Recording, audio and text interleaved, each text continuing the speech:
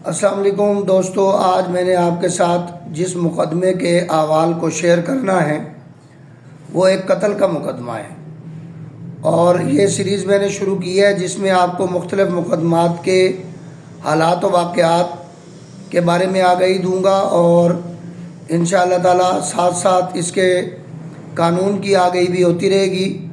تو آج میں ایک قتل کے مقدمے کے حال احوال آپ سے ڈسکس کروں گا، اور دوسرا آپ کے ساتھ میں آپ کو یہ بتاؤں گا کہ ریڈ وارنٹ کیا ہوتا ہے اور بیرون ملک سے ملزمان کو کیسے پکڑا جاتا ہے۔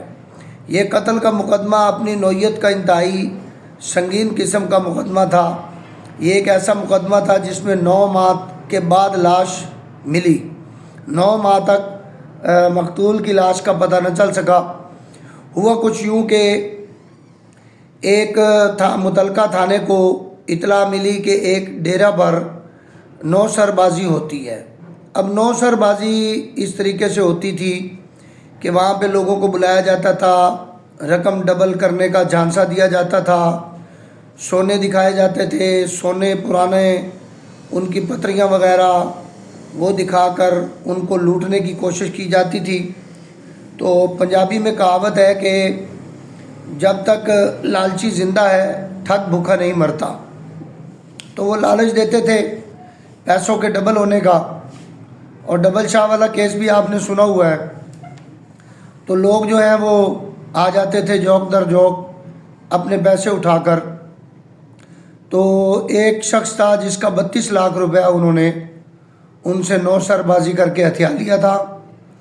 تو اس نے کمپلینٹ کی۔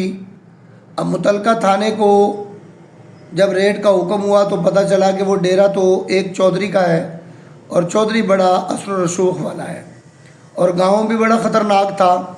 وہاں پہ ریڈ کرنے سے پہلے بڑی سوچ بچار کے بعد متعلقہ SHO صاحب وہاں پر پہنچے، اور انہوں نے جو چودھری تھا اس کو بتلایا کہ یوں یوں بڑی مجبوری بن گئی ہے، بات کھل گئی ہے۔ اب چونکہ بڑے آفیسرز تک، افسران بالا تک یہ بات پہنچ چکی ہے، اس لیے اب یہ پیسے واپس کرنے پڑیں گے۔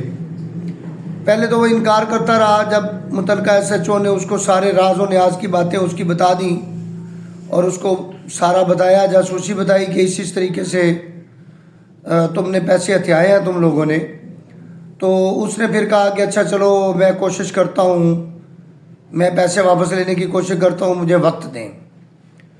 تو اب اس نے وقت مانگ لیا، اور 2 دن کا وقت مانگا، اور 2 دن کے بعد وہ جو بندہ ہے چودھری، وہ دوستوں غائب ہو گیا، منظر عام سے ہی غائب ہو گیا۔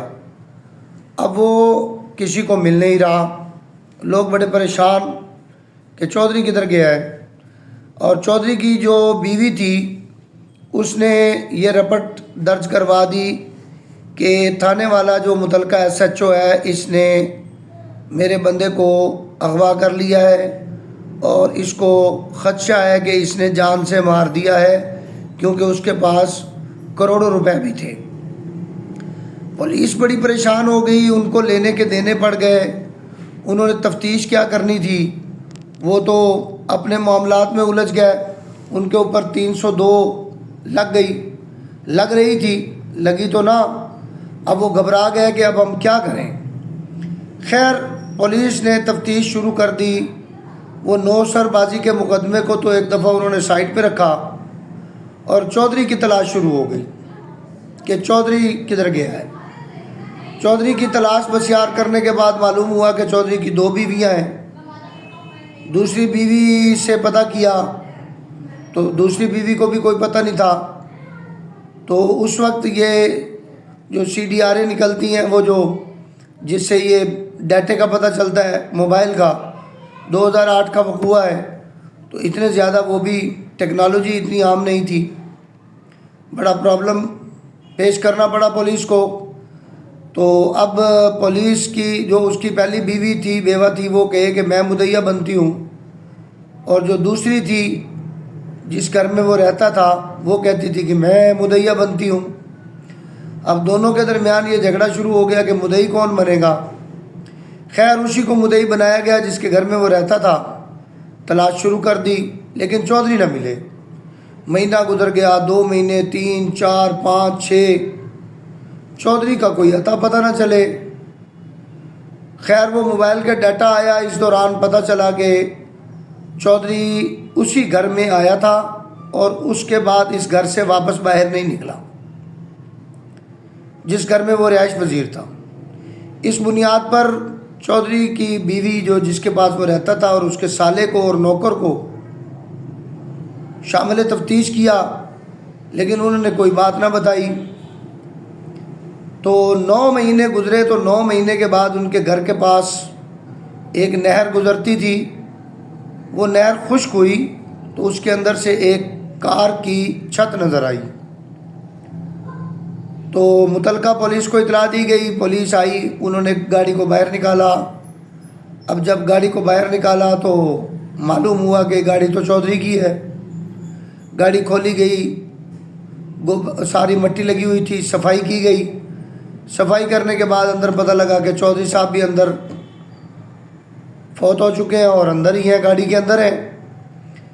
اب پولیس کو یہ شک گزرا کہ اگر چودھری خود ڈرائیونگ کرتا ہوا کار میں گرا ہوتا اس میں نہر میں تو اس کو ڈرائیونگ سیٹ پہ ہونا چاہیے، جبکہ چودھری کی لاش پچھلی سیٹ پر پڑی تھی، تو یہ پچھلی سیٹ پہ کیسے آ گیا؟ یہاں سے شک ہوا کہ چودھری کو کسی نے قتل کیا ہے۔ خیر ان کو دوبارہ شامل تفتیش کیا گیا۔ گھر کے نوکر کو جب علیحدہ تفتیش کی گئی اکیلی اور مارا پیٹا تو اس نے ساری بات نکال دی۔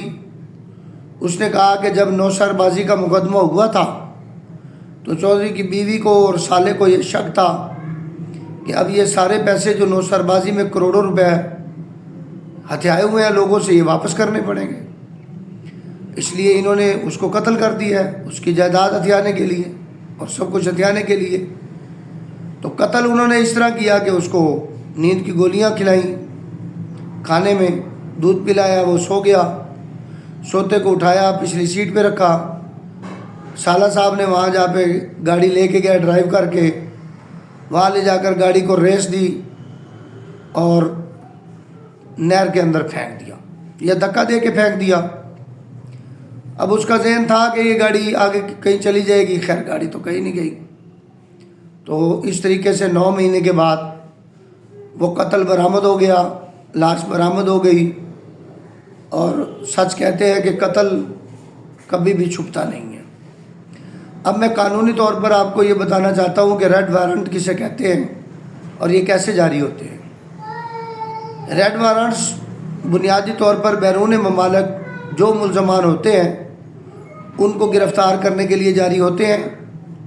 ان کا طریقہ کار یہ ہے کہ پہلے تو وہ اشتہاری قرار دیا جاتا ہے ملزم، ایک پی او کلرک ہوتا ہے پولیس کے محکمے میں، پروکلیمڈ اوفینڈر کلرک، جو تمام اشتہاری ملزمان کا ضلع کا آفیسر ہوتا ہے، وہ اس کے پہلے اشتہاری قرار دلوا کر اس کے وارنٹ جاری کرواتا ہے۔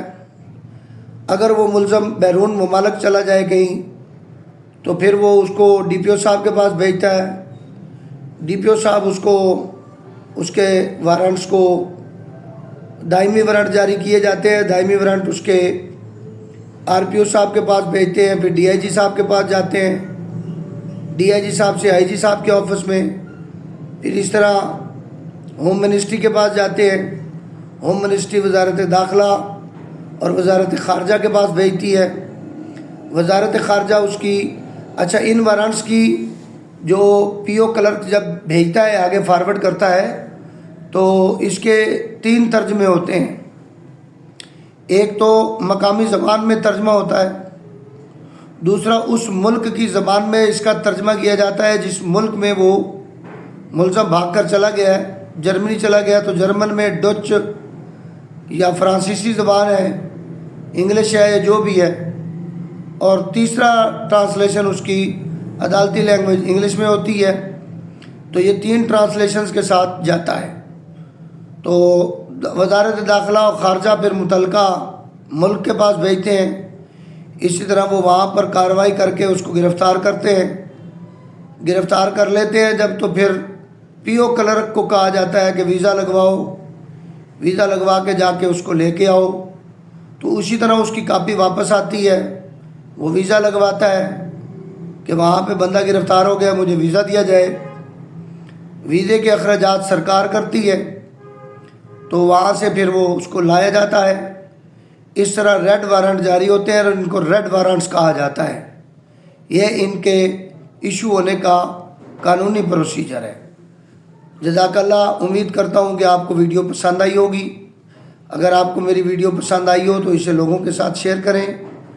میرا یوٹیوب چینل حافظ عرفان ایڈوکیٹ لکھیں گے تو آ جائے گا، اس کو بھی سبسکرائب کریں۔ بہت شکریہ، جزاک اللہ، السلام علیکم ورحمۃ اللہ وبرکاتہ۔